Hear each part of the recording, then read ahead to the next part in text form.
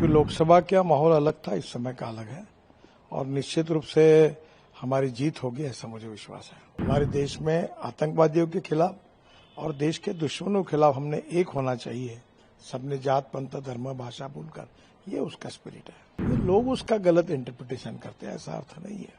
देखो, उनको पूरा विश्वास है कि वो सत्ता पे आने वाले नहीं है, इसलिए कुछ भी बोलेंगे तो फर्क नहीं पड़ता। संविधान न हम बदलेंगे, न बदलने देंगे, न बदलने की कोई हिम्मत करेगा। महाराष्ट्र में निश्चित रूप से भारतीय जनता पार्टी, शिवसेना और राष्ट्रवादी कांग्रेस, ये जो हमारी महायुति की अलायंस है, ये निश्चित रूप से चुनाव जीतती हुई दिख रही है और हमें कंफर्टेबल मेजोरिटी मिलेगी। जिस तरीके से नतीजे रहे थे 2024 लोकसभा में एमवीए का जो कॉन्फिडेंस है वो काफी बड़ा है, उनको लगता है कि सरकार महाराष्ट्र में उनकी बनेगी।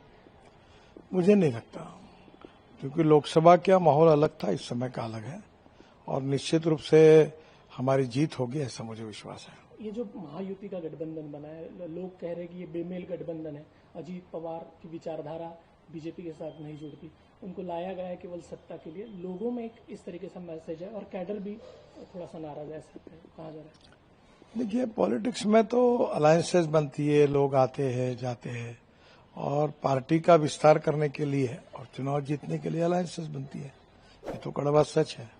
पर मुझे लगता है कि ओवरऑल ये सब अलायंस का फायदा होगा, हम जीतेंगे।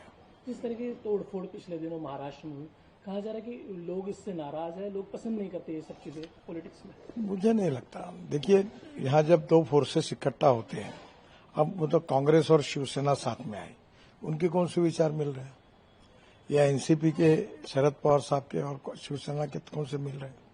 चुनाव में होता ही यही है।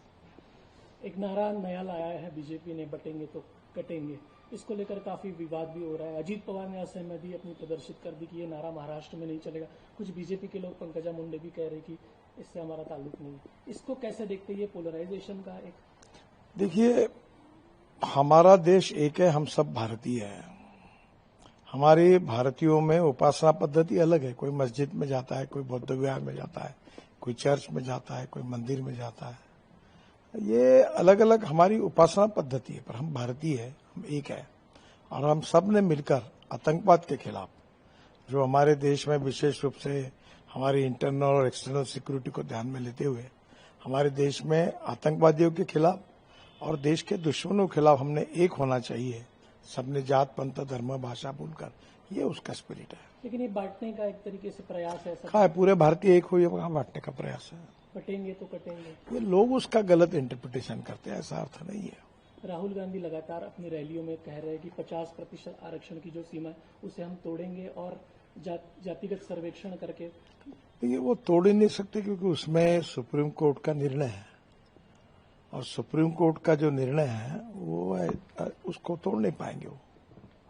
लेकिन वो हर सभा में कह रहे हैं कि जातिगत आरक्षण का जातीय सर्वेक्षण हम लोग करेंगे और बीजेपी। देखो, उनको पूरा विश्वास है कि वो सत्ता पे आने वाले नहीं है, इसलिए कुछ भी बोलेंगे तो फर्क नहीं पड़ता। बीजेपी के लिए मुश्किल नहीं है मुद्दा? नहीं। संविधान का मुद्दा भी पिछले चुनाव में काफी था। देखो, संविधान न हम बदलेंगे, न बदलने देंगे, न बदलने की कोई हिम्मत करेगा। केशवानंद भारती केस में ये ऑलरेडी आ गया है कि साइलेंट फीचर जो होते कॉन्स्टिट्यूशन के मूलभूत तत्व, वो बदल नहीं सकते। मूलभूत तत्व है freedom of speech, fundamental right, समाजवाद, धर्मनिरपेक्षता, लोकतंत्र, ये कभी कोई बदल ही नहीं सकता। रहे बाकी जो 3 चैप्टर है, उसमें सबसे ज्यादा संविधान तोड़ने का काम अगर किसी ने किया तो कांग्रेस पार्टी ने किया। कांग्रेस पार्टी ने इलाहाबाद हाईकोर्ट के निर्णय के बाद इंदिरा जी को बचाने के लिए बाबा साहब के संविधान की धज्जियां उड़ाई और 77 में जनता पार्टी ने आने के बाद फिर उस संविधान की जो गलतियां हुई थी उसको सुधारा। लाडली बहन योजना की काफी चर्चा इन दिनों है, लेकिन कुछ जो अर्थ विशेषज्ञ हैं वो भी ऐसा भी कहते हैं कि ऐसी सब योजनाएं लाने के कारण जो आर्थिक स्थिति है वो कमजोर होगी। देखिए, आजकल सब जगह पर राजनीतिक पार्टी सरकार के द्वारा इंडिविजुअल बेनिफिट स्कीम्स लाती है और उसका फायदा होता है, और इंडिविजुअल जो गरीब है, शोषित है, पीड़ित है, उनके इंटरेस्ट के लिए स्कीम लाना कोई गलत नहीं है। अब ये सभी लोग लाते हैं, लेकिन उससे आर्थिक स्थिति नहीं जी। चुनाव के बाद हम आर्थिक स्थिति मजबूत करेंगे, रेवेन्यू बढ़ाएंगे।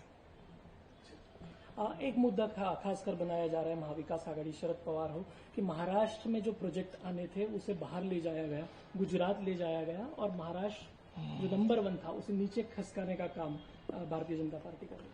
ये गलत बात है। जो व्यक्ति इन्वेस्टमेंट करता है वो खुद निर्णय करता है कि कौन से गांव में, कौन से जिले में और कौन से राज्य में इन्वेस्टमेंट करना है, और वहां के गवर्नमेंट की जो पॉलिसी वो देखते हुए करता है। ये आरोप सरासर गलत है, भारतीय जनता पार्टी को बदनाम करने वाला है। मराठा आरक्षण लेकर भी काफी कश्मकश है। एक तरफा बीजेपी का विरोध नहीं, ये तो मराठा आरक्षण के लिए तो देवेंद्र जी मुख्यमंत्री थे, उनने उसके ऊपर मार्ग निकाल के मदद की थी, इसलिए स्वाभाविक रूप से मराठा आरक्षण के हम विरोधी नहीं है, पर वो जानबूझकर कुछ लोगों को गुमराह करने की कोशिश कर रहे हैं। तो चुनाव एकनाथ शिंदे के नेतृत्व में लड़ा जा रहा है, लेकिन कोई भी स्पष्ट तौर पर ये नहीं बोल रहा है कि अगले मुख्यमंत्री वही होंगे।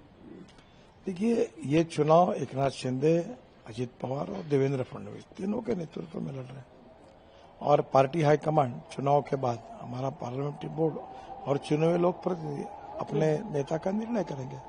अगर बीजेपी की ज्यादा सीटें आएगी तो बीजेपी का दावा रहेगा सीएम? नहीं, अभी तो मैंने जो कहा ना कि पार्टी का जो शीर्षस्थ नेतृत्व है वो निर्णय करेगा। और एकनाथ शिंदे का परफॉर्मेंस ठीक नहीं रहा तो देखो, जब होगा तब पार्टी का जो शीर्षस्थ नेतृत्व वो निर्णय करेगा। एक ऐसा भी कहा जा रहा है कि 2019 में जब महाराष्ट्र में सत्ता स्थापना का जो चर्चाएं चल रही थी उसमें एक बड़े उद्योगपति शामिल थे, उस चर्चा में मध्यस्थता कर रहे थे। शरद पवार जी ने भी ये बात कबूली है कि ऐसी सब चर्चाएं चल रही थी एनसीपी को साथ लाने की। तब मुझे तो जानकारी नहीं है, ना मुझे कोई उद्योगपति इन्वॉल्व हुआ उसकी जानकारी नहीं, और मुझे पता नहीं। नितिन जी, आप अपने हर भाषण में कहते हैं कि महाराष्ट्र के लिए आपने क्या किया, तो आने वाले 5 सालों में आपका क्या एजेंडा महाराष्ट्र के लिए होगा, वोटरों को क्या बताएं? देखो, महाराष्ट्र सुखी, समृद्ध और संपन्न बनाना चाहिए। महाराष्ट्र में water, power, transport and communication, ये इंफ्रास्ट्रक्चर अगर अच्छा डेवलप हुआ तो खेती में और उद्योगों में प्रगति और विकास होगा, और महाराष्ट्र अव्वल नंबर पर जाएगा। आज भी महाराष्ट्र सभी बातों में आगे है, आगे रहेगा, और उसके लिए हम सब लोग मिलकर दिल्ली में महाराष्ट्र के विकास के लिए प्रयास करेंगे।